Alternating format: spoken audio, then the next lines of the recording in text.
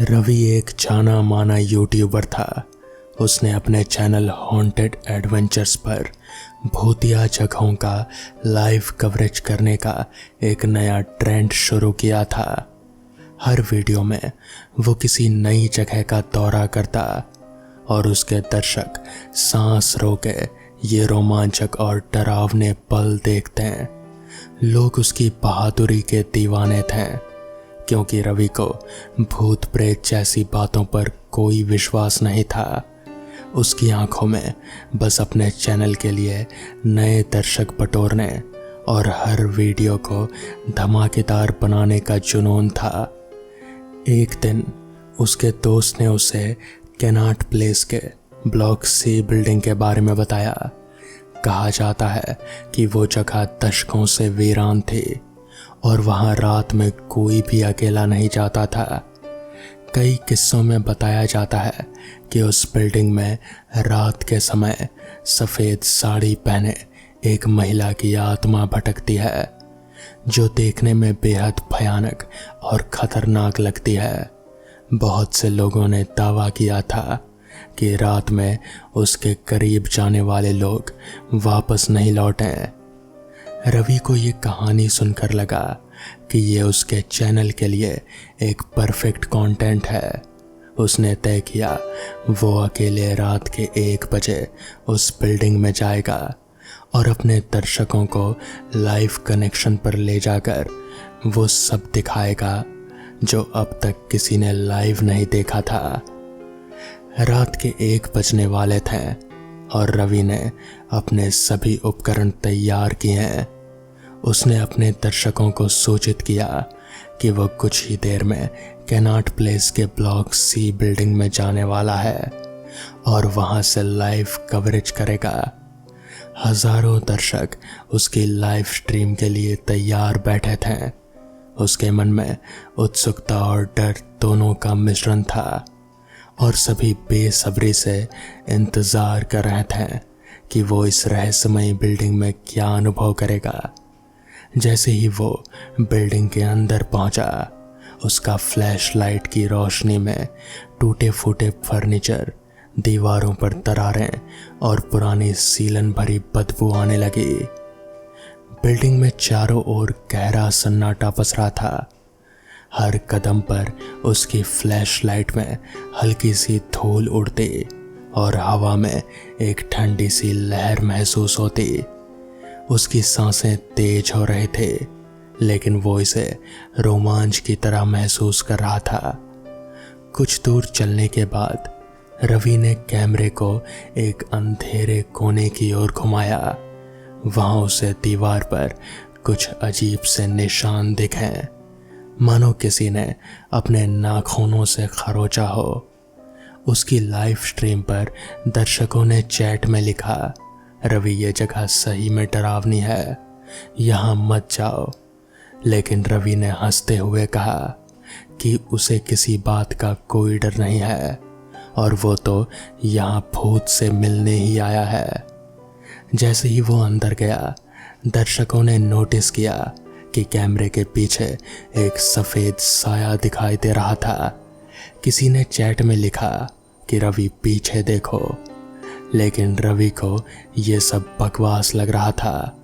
उसने इसे मजाक में लेते हुए कैमरे को अपनी ओर घुमाया और कहा, कोई भूत नहीं है दोस्तों, ये सब सिर्फ कहानी है। अचानक उसकी फ्लैशलाइट थोड़ी धीमी पड़ने लगी और उसके पीछे से किसी की हंसी सुनाई दी। उसने कैमरे को उस दिशा में घुमाया, लेकिन वहां कोई नहीं था। दर्शकों को लगा कि यह शायद उसकी कोई ट्रिक है ताकि डरावनी फीलिंग बनाए रखे।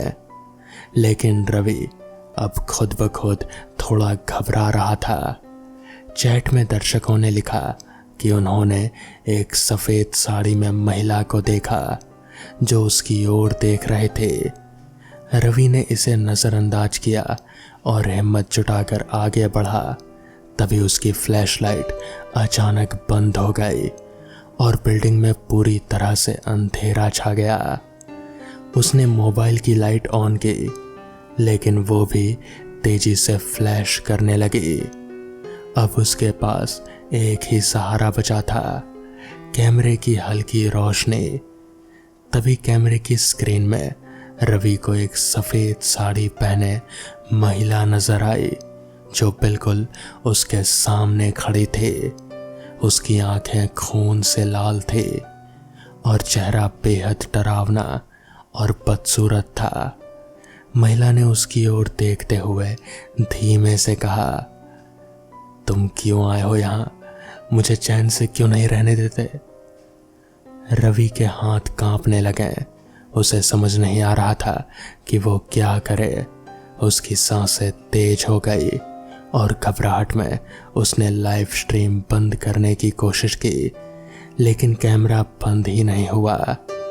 महिला ने एक खौफनाक मुस्कान के साथ कहा, अब तुम नहीं जा सकते। कैमरे की स्क्रीन पर एक अजीब सी धुंध छा गई। रवि ने चीखते हुए कहा, मुझे जाने दो। लेकिन कैमरे में सिर्फ उसकी डर से कांपती हुई आवाज और उसके पीछे भयानक अंधेरा ही नजर आ रहा था। लाइव चैट में हजारों लोग इस खौफनाक मंजर को देखकर घबरा रहे थे। तभी स्क्रीन पर अचानक एक जोरदार चीख सुनाई दी और स्ट्रीम कट हो गई। रात भर लोग उस वीडियो का इंतजार करते रहे कि शायद कोई अपडेट आए, लेकिन वीडियो कहीं नहीं आया। सुबह होते ही YouTube पर उसके चैनल से वो वीडियो गायब था। न सिर्फ YouTube से बल्कि हर जगह से, कि कोई भी लोग अपने फ़ोन की स्क्रीन पर रिकॉर्डिंग को देख नहीं पा रहे थे।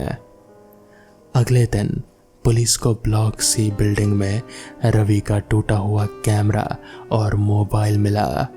मोबाइल की स्क्रीन पर सिर्फ एक ब्लैक वीडियो की फाइल थी, जिसमें किसी की चीखें गूंज रहे थे, लेकिन कोई चेहरा नहीं था। पुलिस ने काफ़ी खोजबीन की, लेकिन रवि का कोई नामो निशान नहीं मिला। उसके दोस्त और फैमिली ने उसे कई दिनों तक ढूंढा, लेकिन उन्हें भी कुछ नहीं मिला। कहते हैं कि उस दिन के बाद से जब भी कोई ब्लॉक C के करीब जाता है तो उसे रवि की चीखें सुनाई देती है। कुछ लोग दावा करते हैं कि उन्होंने उसे भूत की तरह बिल्डिंग के आसपास भटकते हुए देखा है, और उसके चैनल पर अब भी उसके फॉलोअर्स कहते हैं कि उन्हें हर रात एक मिस्ड नोटिफिकेशन मिलता है, मानो रवि कहीं फिर से लाइव आने की कोशिश कर रहा हो। कैनाट प्लेस की ब्लॉक C अब एक भूतिया जगह बन गई है, जहां जाने वाले की हिम्मत हमेशा टूट जाती है। लोग कहते हैं कि वो महिला की आत्मा उस जगह की रखवाली करती है, और जो कोई भी उस रहस्य को जानने की कोशिश करता है वो कभी वापस नहीं लौटता। तो दोस्तों, ये थी आज की पहली कहानी। तो चलिए बढ़ते हैं आज की दूसरी कहानी की ओर। मेरा नाम डेविड है। मैं मैक्सिको के एक छोटे से शहर में अपने परिवार के साथ रहता हूँ। मरिया मेरी पत्नी से मेरा लव मैरिज हुआ था। मेरे माता पिता इस शादी के राजी नहीं थे, इसलिए मैंने शादी के बाद अलग रहने का फैसला किया। पर कुछ सालों बाद मरिया की समझदारी, घर चलाने के हुनर को देखकर उनकी राय उसके बारे में बदल गई और उन्होंने उसे अपने परिवार का हिस्सा बना लिया।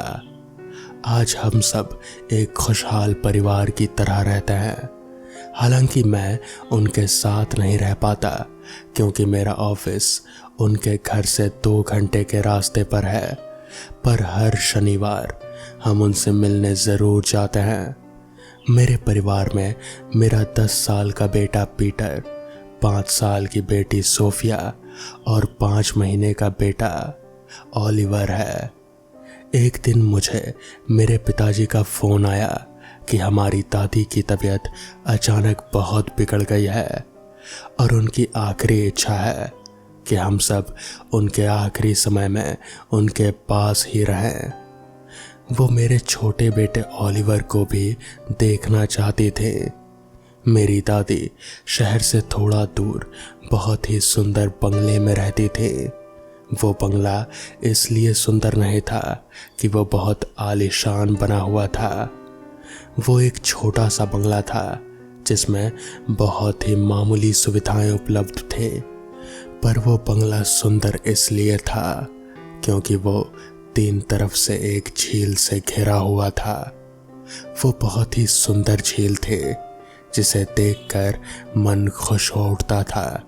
मेरे पिताजी दादी के साथ नहीं रह पाते थे क्योंकि शहर में उनकी अपनी दुकान थी।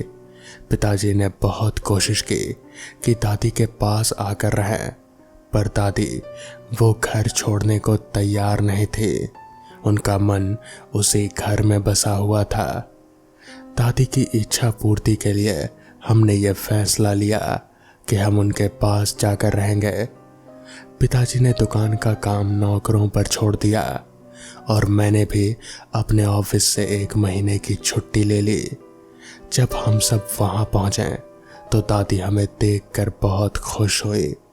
उन्हें विश्वास नहीं हुआ कि हम सब उनके बुलाने पर आ गए। मेरे बच्चे पहली बार उनसे मिल रहे थे। उन्होंने उन तीनों को बहुत प्यार किया और उनके लिए बहुत सारी मिठाइयाँ और चॉकलेट्स मंगवाई। क्योंकि वो घर हम सब के लिए थोड़ा छोटा था, इसलिए हम सबको किसी न किसी तरह वहाँ पर एडजस्ट करना था। दादी ने सबके लिए इंतज़ाम कर रखे थे। उन्होंने बच्चों को कड़ी हिदायत दी कि कोई भी बिना माँ बाप के झील पर घूमने नहीं जाएगा। 2-3 दिन बाद बहुत ही आराम से गुजर गए। बच्चों को उस बंगले में मज़ा आ रहा था। हालांकि रात में उन्हें वहाँ थोड़ा डर लगता था क्योंकि उन दोनों को बाहर हॉल में सोना पड़ता था। दादी की तबीयत दिन पर दिन खराब होती जा रही थी। हम सब बस यही दुआ कर रहे थे कि वो आराम से इस दुनिया को अलविदा कह सकें और उनकी जो भी ख्वाहिश है उसे हम पूरा करते रहें। मेरी बेटी सोफिया जब भी रात को बाथरूम जाने के लिए उठती है तो अपनी माँ को आवाज़ देती है। उसे अकेले जाने से डर लगता है। उस रात भी वो जब उठी तो उसने अपनी माँ को आवाज़ दी। हमारा कमरा ऊपर था, इसलिए हमें उसकी आवाज़ सुनाई नहीं दी। जब सोफिया ने 2-3 बार आवाज़ दी और मरिया ने नहीं सुनी तो उसने एक बार चिल्लाकर उसे पुकारा। तभी उसे दरवाजे में से एक औरत आती नजर आई। उसने सफ़ेद रंग का गाउन पहन रखा था और अपने चेहरे को भी सफ़ेद दुपट्टे से ढक रखा था। उसके काले लंबे घने बाल थे। सोफिया को उसका चेहरा ढंग से दिख नहीं रहा था, पर उसे देखकर सोफिया को बहुत अजीब लगा क्योंकि उसे ये एहसास था कि ये उसकी माँ नहीं हो सकती, क्योंकि उसने बहुत अलग तरह के कपड़े पहन रखे थे। वो औरत दरवाजे के पास खड़ी होकर सुबकियाँ लेने लगी। सोफिया ये देखकर घबरा गई। वो उठकर उसके पास पहुंची। जैसे ही वो उस औरत के नज़दीक गई, उस औरत ने अपने हाथों से अपने चेहरे पर ढके दुपट्टे को हटा दिया। उसके चेहरे को देखते ही सोफिया घबरा गई। वो फर्श पर गिर गए। फिर वो भागकर अपने पलंग पर चढ़ गई और अपने आप को चादर से ढक लिया और खूब तेज चिल्लाने लगी। उसके चिल्लाने की आवाज़ से हम सब उठ गए। मैं और मरिया भागते हुए नीचे आए तो देखा कि उसने अपने आप को चादर से ढक रखा था और बुरी तरह से कांप रहे थे। हमारे बहुत कहने के बाद उसने चादर हटाई और अपनी माँ से लिपटकर रोने लगी। थोड़ी देर बाद वो जब शांत हुई तो हमने उससे पूछा तो उसने हमें सब कुछ बताया। हमने थोड़ा सोचा और उसके बाद हमें ऐसा लगा कि शायद उसने कोई सपना देखा था। हमने उसे समझा बुझाकर सुला दिया, पर उस दिन के बाद सोफिया हॉल में नहीं सो पाई। वो हमारे साथ ही उस छोटे कमरे में नीचे फर्श पर बिस्तर बनाकर सो जाते थे। अब मेरा बेटा पीटर अकेले ही हॉल में सोने लगा। अंदर से शायद वो भी डरा हुआ था, पर बाहर से वो अपने आप को बहुत बहादुर दिखाता था। जब भी वो रात को सोता तो टीवी और लाइट ऑन करके सोता। एक रात जब वो गहरी नींद में सो रहा था तो अचानक कुत्तों के भौंकने की आवाज़ से वो उठ गया। वो ये देखकर हैरान हो गया कि टीवी और लाइट दोनों ही बंद हैं। तभी उसे किसी महिला के रोने की आवाज़ आने लगी। पहले उसे लगा कि शायद दादी की तबीयत ज़्यादा खराब हो गई है और वो रो रही हैं। तो वो दादी के कमरे में गया, पर वहाँ उसने देखा कि वो तो आराम से गहरी नींद में सो रहे थे। वो वापस हॉल में अपने बिस्तर पर जाकर लेट गया। वो रोने की आवाज़ तेज होती जा रही थी। ऐसा लग रहा था कि कोई औरत बहुत घंटों से रो रही है और अब उसका गला सूख चुका है। वो हिम्मत करके खिड़की के पास जा पहुंचा तो उसने महसूस किया कि वो आवाज़ उसके करीब आती जा रही है। वो समझ नहीं पा रहा था कि वो क्या करे। एक तरफ वो अंदर ही अंदर डर रहा था, डर के मारे कांप रहा था, और दूसरी तरफ वो अपनी बहादुर लड़के की छवि को भी खराब नहीं करना चाहता था। वो चाहता था कि कोई भी उसे डरपोक ना बुलाए। उसने सोचा कि उसे खिड़की से बाहर झांक कर देखना चाहिए, शायद कोई महिला सच में तकलीफ में हो। जैसे ही उसने खिड़की खोली उसे उस महिला की आवाज़ें आने लगी। वो महिला रो रो कर बोल रहे थे, मेरे बच्चों को बचाओ, मेरे बच्चों को बचाओ। पीटर को लगा कि शायद उस महिला के बच्चे मुसीबत में हैं, इसलिए वो रोकर मदद मांग रही है। पीटर ने पूरी खिड़की खोल जैसे ही अपना मुंह खिड़की से बाहर निकाला तो वो महिला उसके सामने आकर खड़ी हो गई। उसके भयानक चेहरे को देखकर पीटर बुरी तरह से डर गया और डर के मारे कांपने लगा। तभी उस महिला के अजीब से कंकाल के समान दिखने वाले हाथ ने पीटर के हाथ को कस कर जकड़ लिया। अब पीटर के पसीने छूट गए। वो कांपते हुए जोर से चीखा। उसके चीखते ही उस औरत रूपी चुड़ैल की पकड़ कमजोर हो गई और पीटर ने उससे झपेटे से अपना हाथ छुड़ा लिया और सरपट दौड़कर हमारे कमरे में आ गया। उसने आकर जोर से मुझे हिलाया। मैं घबरा कर उठा तो वो इतनी बुरी तरह कांप रहा था कि उसने बोला भी नहीं जा रहा था। वो हाँफते हुए नीचे की तरफ इशारा कर रहा था। तब तक मरिया भी उठ गई। हम दोनों उसे लेकर नीचे पहुंचे, पर वहां कुछ नहीं था। पीटर अब थोड़ा डरा डरा सा रहने लगा। वो अकेले कहीं भी घर में जाने से डरता था। बच्चों की ऐसी हालत देखकर मैं और मरिया थोड़ा परेशान हो गए। हमने अपने माता पिता को सब कुछ बताया। मेरे माता पिता भी थोड़ा परेशान हुए, पर हम ये बात दादी को नहीं बता सकते हैं। उनके इस आखिरी वक्त में हम सब उन्हें छोड़कर नहीं जा सकते थे, इसलिए हमने फैसला किया कि अब हम सब बच्चे हमारे ही कमरे में सोएंगे। एक दिन मेरी पत्नी मरिया ने हमारे बेटे ओलिवर को पालने में खिड़की के पास लेटा रखा था। वो कमरे में कुछ काम कर रहे थे। मैं नीचे हॉल में काम कर रहा था कि अचानक मुझे किसी महिला के रोने की आवाज़ सुनाई पड़ी। मैं उठकर किचन की तरफ गया तो वो आवाज़ और तेज हो गई। मैंने मरिया को आवाज़ लगाई। मरिया दौड़कर मेरे पास आई। मैंने उसे वो आवाज़ सुनने को कहा। उसने जब ध्यान से सुना तो उसे भी किसी महिला के रोने की आवाज़ आ रहे थे, पर अब वो आवाज़ हमसे दूर होती जा रहे थे और धीरे धीरे वो आवाज़ आनी बंद हो गई। तभी अचानक हमें अपने छोटे बेटे ओलिवर के बहुत तेज रोने की आवाज़ सुनाई दी। हम बेसुध हो गए, उस तरफ भागे। जैसे ही हमने कमरे का दरवाज़ा खोला तो सामने का नज़ारा देख हमारा कलेजा मुंह को आ गया। हमारे बेटे के पालने के नज़दीक एक परछाई दिखाई पड़ी। उस परछाई ने सफ़ेद रंग का गाउन पहन रखा था और उसका चेहरा भी सफ़ेद रंग के दुपट्टे से ढका हुआ था। उसने जैसे ही ओलिवर को उठाने के लिए हाथ बढ़ाया, मरिया चीख पड़ी और भागकर उसने ओलिवर को अपनी गोद में उठा लिया। बिजली से भी तेज रफ्तार से वो परछाई खिड़की से बाहर निकल गई। मैंने भागकर खिड़की बंद कर दी और हम दोनों छोटे से ओलिवर को चुप कराने में लग गए।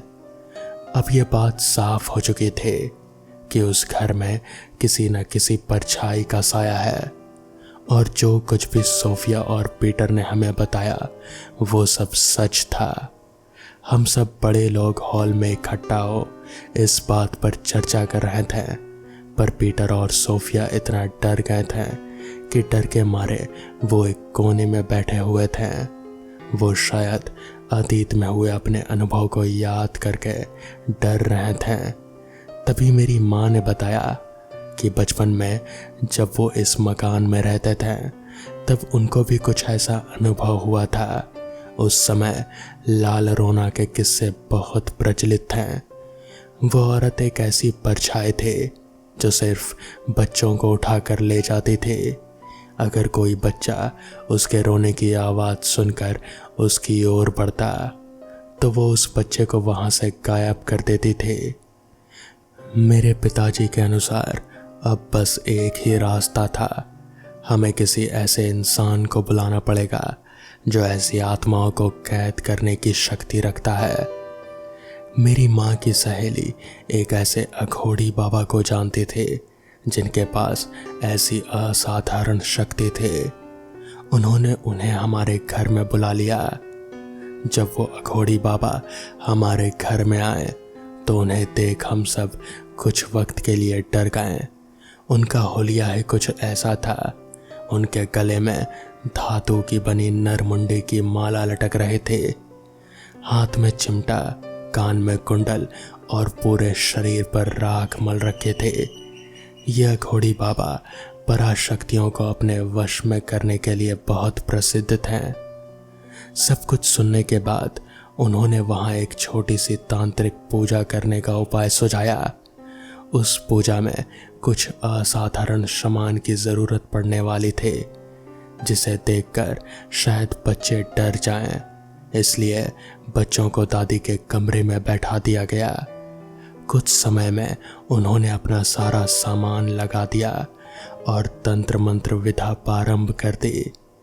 लगभग 1 घंटे के तंत्र मंत्र के बाद वहाँ एक अजीब सी शक्ति का एहसास होने लगा। हम सब डरकर एक दूसरे का हाथ पकड़ बैठे। तभी हमने देखा कि वो बाबा किसी अनदेखी शक्ति से बात कर रहे हैं। उन्होंने उस शक्ति को कई बार अपने पास बुलाने की कोशिश करी पर वो नहीं आई। तब उन्होंने एक बहुत ही शक्तिशाली मंत्र का प्रयोग किया। तभी बिजली से भी तेज रफ्तार से एक परछाई उनके सामने आकर खड़ी हो गई। वो परछाई जोर जोर से चीख रहे थे। हम सब उसे देखकर डर से कांपने लगे।